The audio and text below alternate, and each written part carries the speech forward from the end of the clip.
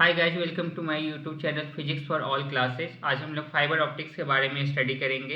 यहाँ पे fibre optics क्या होता है, इसका इंट्रोडक्शन है गाइस। इसका जो यूज होता है गाइस, इलेक्ट्रॉनिक कम्युनिकेशन में यूज होता है। फाइबर ऑप्टिक्स का use in the form of radio waves and microwaves over copper wires and coaxial cable में इसका यूज होता है।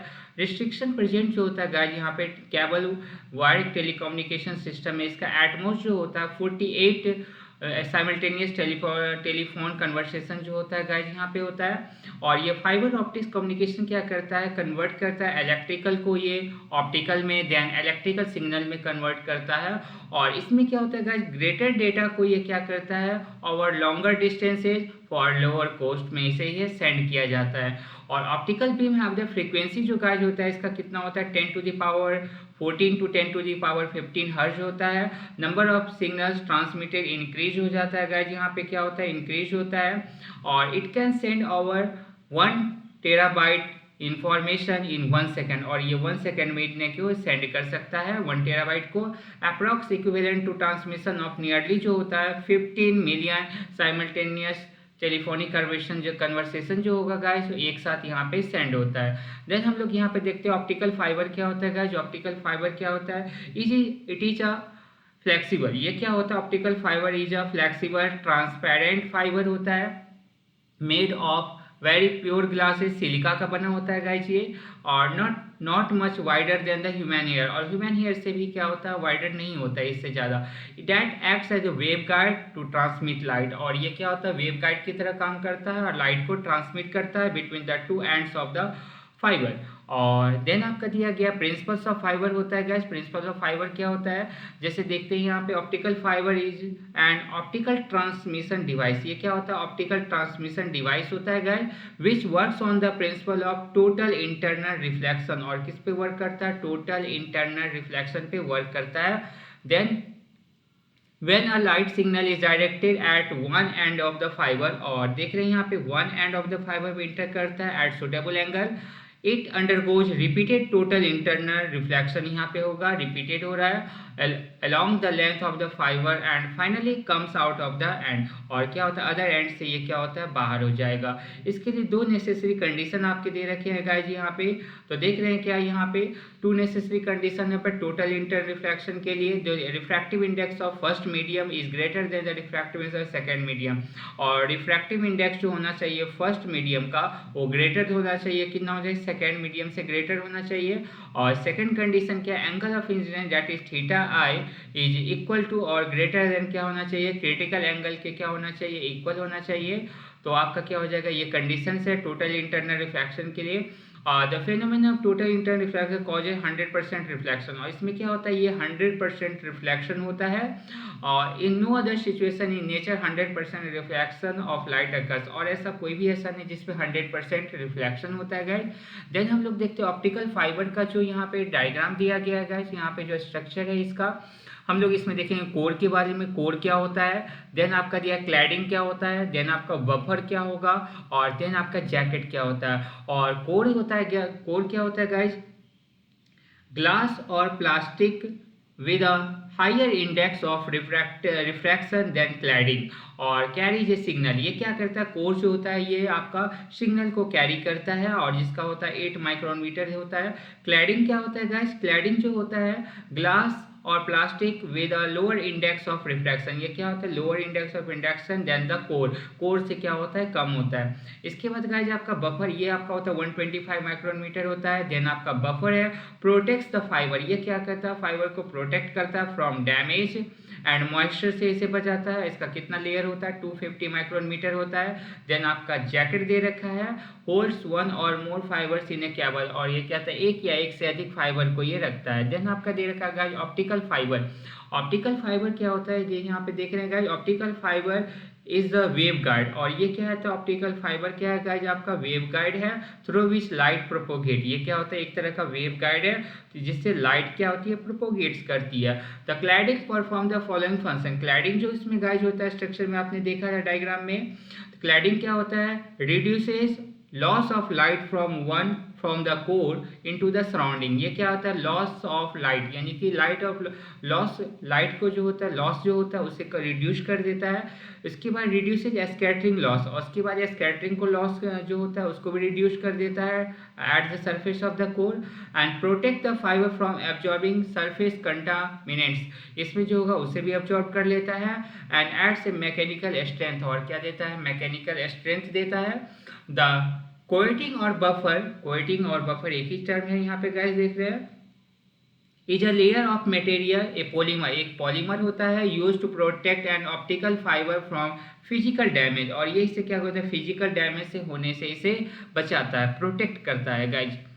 देन आपका दिया propagation of light in optical fibre दे रखा है गाइज, यहाँ पे देख रहे हैं क्या इंसिडेंट रे है एट एन एंगल, देख रहे हैं थीटा ए से इंसिडेंट हो रहा है, और देख रहे हैं कोर ये आपका दे रखा है, ये आपका कोर दे रखा है गाइज यहाँ पे, और यहाँ से देख रहे हैं लाइट जैसे इंटर एक सरफेस से दूसरे सरफेस पे आफ्टर रिफ्लेक्शन क्या होता है गाइज, ये देख रहे हैं टकरा के फिर ये वापस आ जाता है, और ये गाइडेड वेव है, देखा जितने एंगल से एंटर किया था यहाँ पे थीटा ए से गाइज, और उतने ही एंगल से ये क्या हो गया, यहाँ पे बाहर हो गया, और ये अंदर में जो आपका दिखाया गया वो अनगाइडेड रेज है, और ये आपका क्लैडिंग दे रखा है, और पूरा सिस्टम जो है की तरह का ये आपका ऑप्टिकल फाइबर का एक नॉर्मल डायग्राम आपको दिया गया, जिसमें लाइट का जो प्रोपोगेशन है ये दिखाया गया था। इसमें आपका propagation of light in optical fibre आपका डायग्राम में दे रखा है गाइज।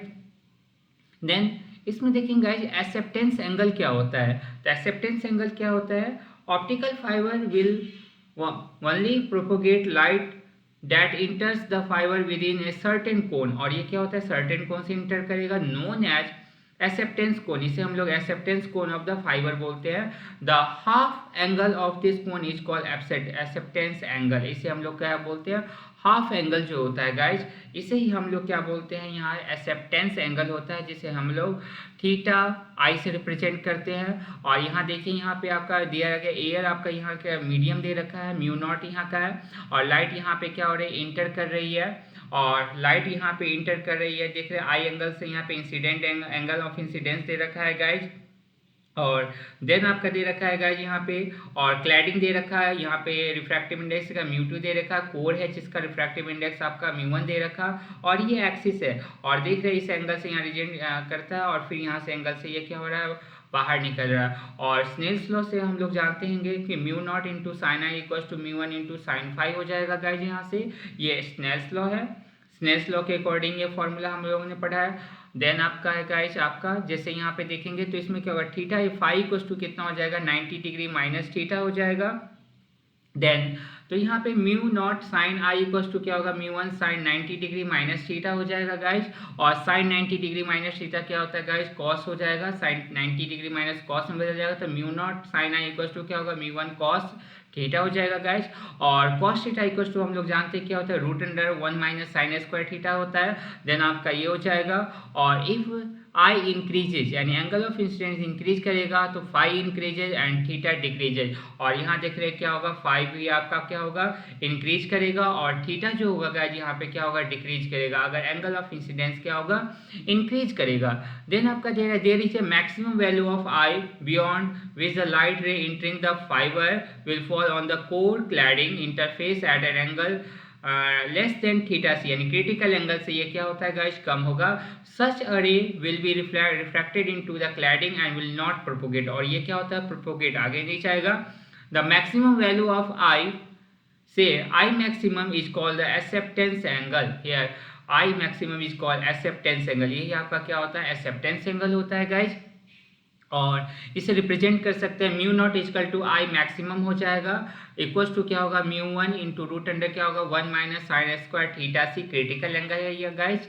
देन आपका यहाँ देखेंगे when theta equal to theta c हो जाएगा तो स्नेल्स लॉ के अकॉर्डिंग देखेंगे तो क्या हो जाएगा, μ1 अपॉन μ2 इक्वल्स टू क्या होगा, साइन 90 डिग्री अब आई साइन थीटा सी हो जाएगा गाइज।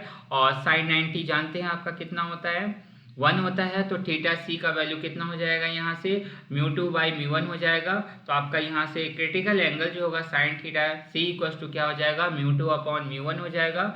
और यहाँ से mu i sine i maximum निकालना होगा गाइस। तो ऊपर के फॉर्मूला में आप साइन थीटा सी का वैल्यू यहाँ से, ये जो इक्वेशन आपका फर्स्ट इक्वेशन सपोज कर लीजिए, इसमें आप इसकी वैल्यू को पुट करेंगे। Then we get here mu naught equal sine i maximum mu one into root under 1 minus mu two upon mu one whole square.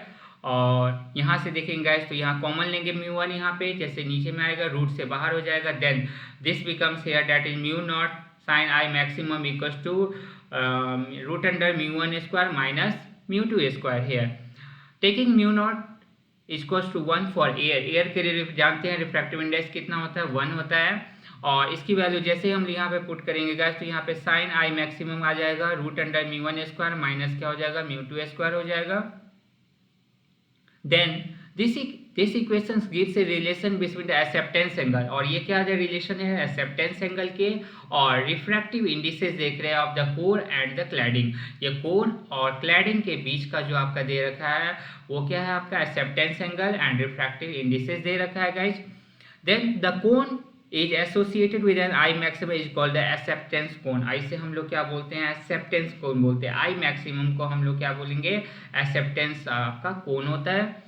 और इसके बाद देखते हैं गाइज हम लोग न्यूमेरिकल एपर्चर के बारे में देखना है, जिसे हम लोग शॉर्ट में क्या बोलते हैं NA होता है गाइज न्यूमेरिकल एपर्चर। ये न्यूमेरिकल एपर्चर क्या होता है गाइज देखते हैं। It is the measure of light gathering capacity of fiber and is defined as the product of sine of the acceptance angle and the refractive index of the medium।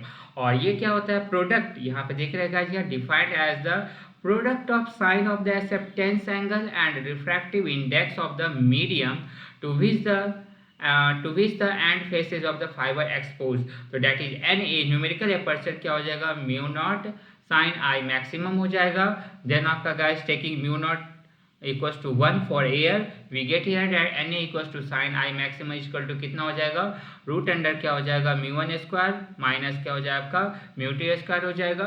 और fractional relative index निकालना होगा तो delta mu equals to कितना होगा आपका mu one minus mu two upon में mu one हो जाएगा।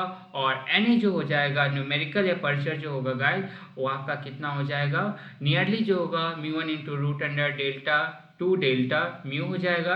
ये आपका क्या हो जाएगा न्यूमेरिकल एपर्चर। थैंक्स।